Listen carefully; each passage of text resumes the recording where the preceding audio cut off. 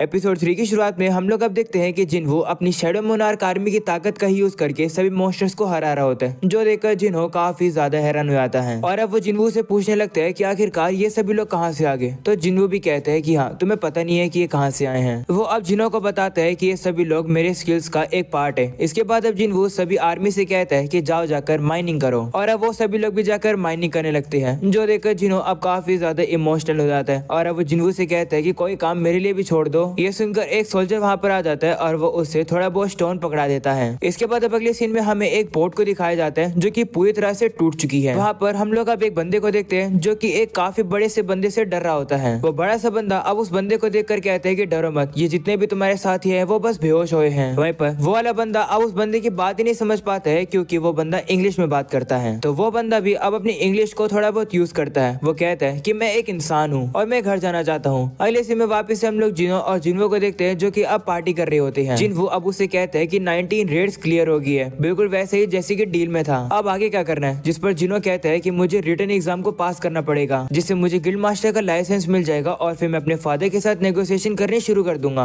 ये सुनकर जिन्हो अब उसे कहता है कि मेरे थोड़े बहुत प्लान्स हैं, मैं थोड़े समय के लिए तुमसे नहीं मिलूंगा। वहीं पर जिन्हो जो कि काफी ज्यादा ड्रिंक कर लेता है, वो अब जिन्हो से कहता है कि अगर तुम ये कहना चाहते हो कि मैं तुम्हारे लिए एक सरदर्दी हो तो तुम सीधा मुंह पर कह सकते हो। मैं आगे से आपको परेशान नहीं करूंगा। मेरा भी एक भाई है, लेकिन वो मुझसे 10 साल बड़ा है, पर मेरा ये भाई मुझे नहीं पसंद करता है, इसलिए हमारे बीच में कोई भाईचारा ही नहीं है। वहीं पर जो तुम हो, तुमने मेरी जान भी बचाई और तुमने मेरी कितनी मदद भी करी। काश तुम मेरे बड़े भाई होते। ये सुनकर जिन्हो अब खुश रहता है और अब वो उसको ड्रिंक सर्व करता है और कहता है कि अगर ऐसी बात है तो आज से मैं तुम्हारा एक बड़ा भाई हूँ। ये सुनने के बाद जिन्हो अब काफी ज्यादा इमोशनल हो जाता है और वो अब जिन्हो के साथ फिर से पार्टी करने लगता है, वो भी काफी खुश होकर। इसके बाद अब अगले सीन में हमें अब उसी बंदे को दिखाया जाता है जिसे कैप्चर करके रख लिया गया है। वहीं पर उसको जो पकड़ने वाले होते हैं वो आपस में बात कर रहे होते हैं कि आखिरकार ये बंदा कहाँ से है। जिस पर दूसरा बंदा कहता है कि ये बंदा कह रहा था कि ये एक फॉरेन का हंटर है और ये 10 साल से किसी गेट के अंदर ट्रैप था और अब उसे एक एग्जिट गेट मिल चुका है जो कि सीधा उसे अमेरिका में ले आया है। और क्योंकि ये हंटर इंग्लिश में बात नहीं करता है, हम लोग एक इंटरप्रेटर का वेट कर रहे हैं। ये बंदा ह्यूमनॉइड मैजिक बीस्ट भी हो सकता है, इसलिए हमने मदद के लिए एक एस रैंक के हंटर को बुला लिया है जो कि इंटरप्रेटर का काम करेगा। और वो हंटर और कोई नहीं बल्कि हुआंग दोंगसू होता है, जो कि अब प्लेन से वापस अमेरिका में आ रहा है। इसके बाद वो लोग आपस में बात कर रहे होते हैं कि आखिर इस बंदे का नाम क्या है। इस पर दूसरा बंदा कहता है कि इस बंदे का नाम हुआंग संग है। अगले सीन में अब सुबह होती है और अब जिन्हो अब जिना से कहते हैं कि मैं एक हफ्ते तक नहीं आऊंगा। जिस पर अब जिना भी कहती है कि तुम तो काफी बिजी रहने लगे हो, आखिर तुम किसके साथ जाने वाले हो। जिस पर जिन्हो कहते हैं कि मैंने कहा तो था कि मैं एक दोस्त के साथ जा रहा हूँ। इस पर जिना कहती है कि मुझे भी अपने दोस्त से मिलवाओ। इसके बाद अब अगले सीन में हमें दिखाया जाता है कि जिन्हो अब उसी कैसल में आ चुका है। जिन्हो अब याद करते हैं कि जब वो यहाँ पर पहले लड़ा था तब उस टाइम उसका लेवल 20 था, पर पिछली बार से अब जिन्हो का 3 गुना लेवल बढ़ चुका है। तो जिन्हो को लग रहा होता है कि आज उसकी फाइट इजी रहने वाली है। इसके बाद वो चाबी का यूज करके कैसल के गेट को खोल लेता है। जिन्हो अब जैसे अंदर आता है उसके सामने एक क्वेस्ट का सिंबल पॉपअप हो जाता है। उस क्वेस्ट में लिखा होता है कि इस कैसल में डीमंस रोम कर रहे हैं, यानी कि घूम रहे हैं, तो मैं उन्हीं की सोल्स को इकट्ठा करना है।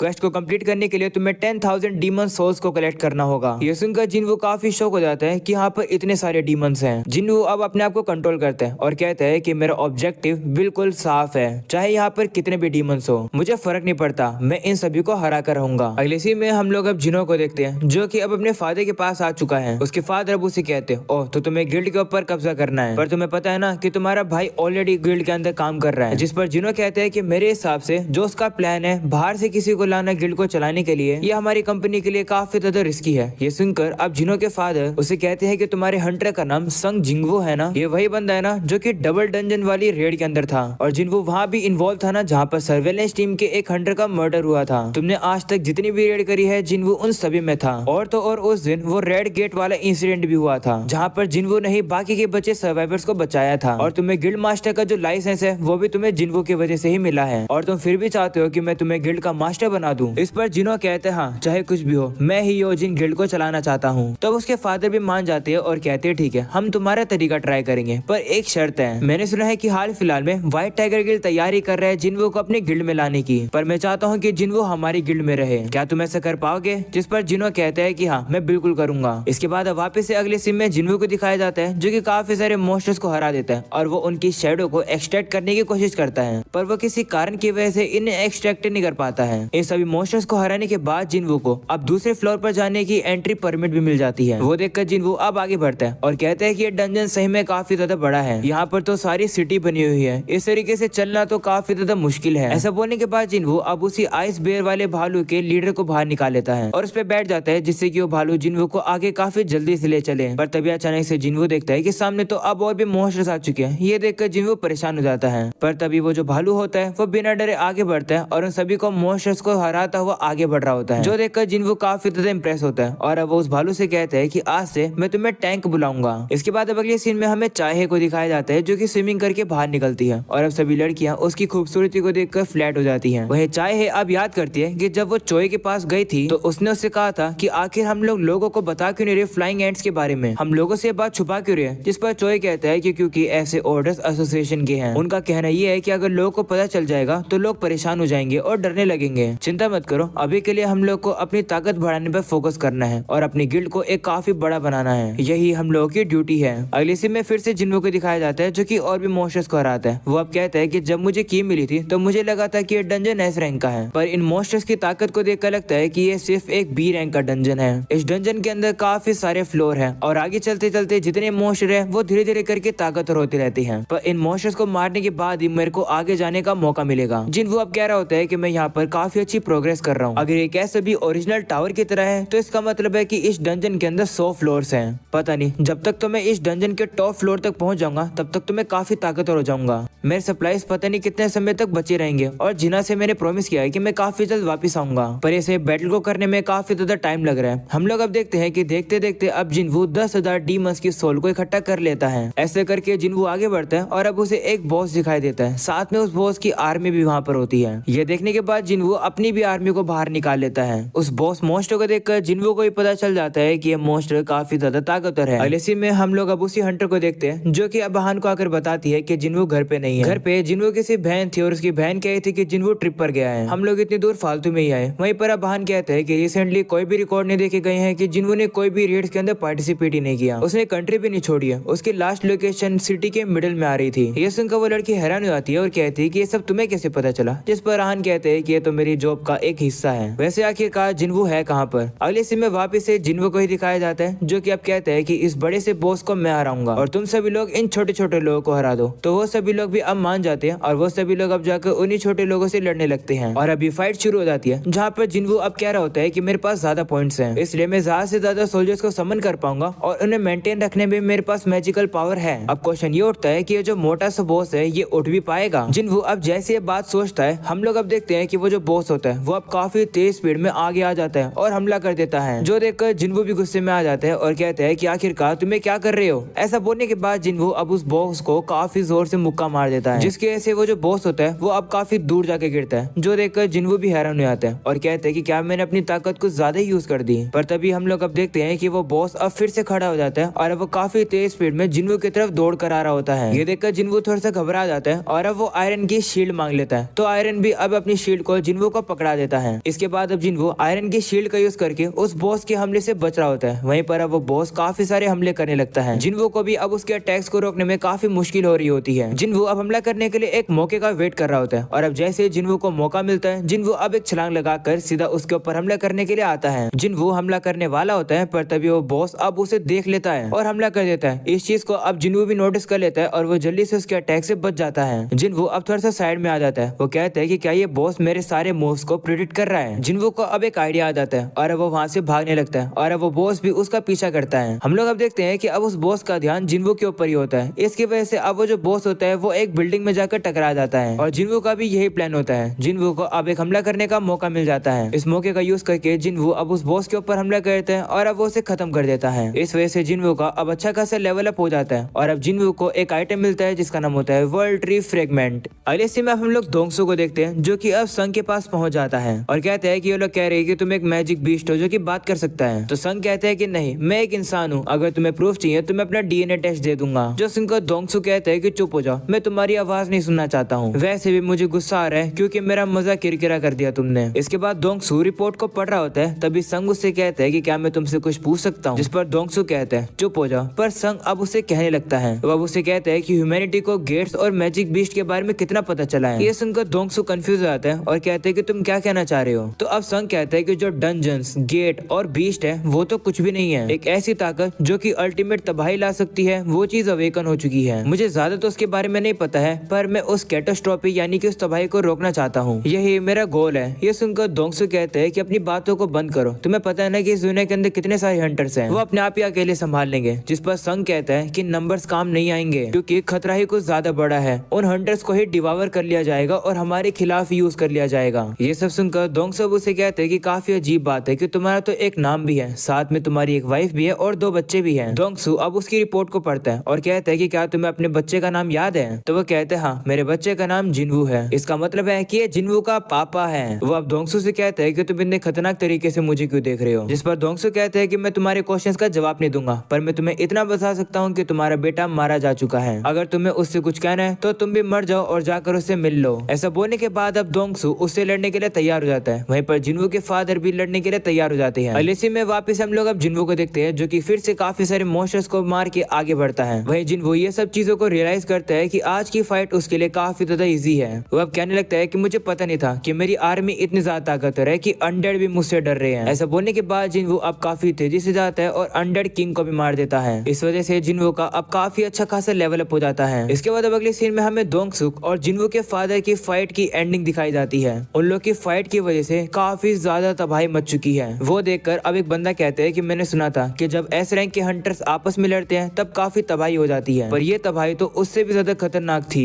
वो बंदा इतना ज्यादा ताकतवर था कि दोंगसुक काफी जल्दी हार गया। अगले सीन में वापस से जिनवू को दिखाया जाता है। वो कहते हैं कि अब मेरा खाना खत्म हो चुका है, इसका मतलब है कि अब मुझे आगे नहीं जाना चाहिए। इस समय पर मैं 75th फ्लोर पर हूँ, इसका मतलब 25 फ्लोर और रहते हैं। अभी मुझे आगे और भी चलना है, पर कोई नहीं, आज मुझे जितना फायदा हुआ वो काफी काम का था। मुझे उस मोटे से बॉस को हराने के बाद एक ईयरिंग मिला और उस स्केलेटन से मुझे ये नेकलेस मिला। ये भी काफी ज्यादा कमाल की है। मेरा स्टेटस मुझे बता रहा है कि एक और बॉस लेवल 20 रहता है। जिनवू अब कहते हैं कि मुझे एक स्पीयर भी मिला है, पर मुझे लगता है कि ये कोई मेरे काम का है, इसलिए मैं अपने मैजिक सोल्जर्स को इन्हें दे दूंगा, जिससे कि इससे उनकी फायर पावर बढ़ जाएगी। और फाइनली मैं चूज कर पाया कर्स रैंडम लूट बॉक्स को, जो कि मुझे क्वेस्ट के रिवॉर्ड में मिली है। जिनवू अब उस बॉक्स को ओपन करते हैं और अब उसे वहाँ पर एक चाबी मिलती है, जिसके बारे में कोई भी डिटेल नहीं होती है, यानी कि इस चाबी को कहाँ और कब यूज करना है इसके बारे में कुछ भी नहीं पता है। वो देखकर जिनवू अब कहते हैं कि वैसे भी मैं इस चाबी के लिए यहाँ पर नहीं आया हूँ। 50th फ्लोर पर मुझे वर्ल्ड ट्री फ्रेगमेंट मिला, 75th फ्लोर पर मुझे स्प्रिंग वाटर मिला। इसका मतलब एलिक्सर ऑफ लाइफ को बनाने में जो 3 इंग्रेडिएंट चाहिए उसमें से 2 इंग्रेडिएंट तो पूरे हो गए हैं। अब सिर्फ एक ही इंग्रेडिएंट चाहिए, जिसके बाद मेरी मॉम ठीक हो जाएगी। अगली बार जब मैं यहाँ पर आऊंगा तो मैं इसे कंप्लीट करके रहूंगा। ऐसा बोलने के बाद जिनवू अब यहाँ से चला जाता है और अब यहीं पर हो जाता है ये एपिसोड खत्म। बस नया हो तो लाइक कर देना, चैनल पर नए हो तो सब्सक्राइब कर देना। मिलते हैं नेक्स्ट एपिसोड में, तब तक के लिए बाय बाय।